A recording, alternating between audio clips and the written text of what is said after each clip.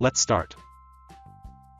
Today we will see how to remove the debug banner from the app in Flutter Android. If we run a Flutter app, by default, we see such a debug banner on the top right corner. Let's try to remove this. Let's see the main.dart file. First, we import the material.dart package.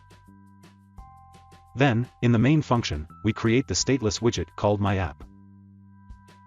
This is the myApp stateless widget. In the build function, we create a material app and apply a theme. Here we set the debug show checked mode banner attribute to false. By default, its value is true. Making this attribute false will remove the debug banner.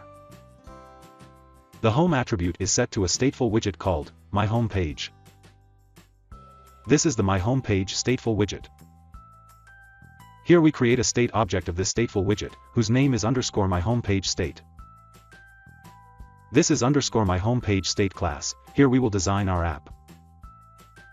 In the build function, first, we call the scaffold widget, which is the base, upon which we will draw other widgets. The app bar attribute is set to the app bar widget. Here we use our title variable as the title of this app bar. Then we set the body attribute to the text widget, with hello world text in it. Let's run the app. As you can see, the debug banner is now gone. So that's it. That's how you can remove the debug banner from an app in Flutter Android. Thank you.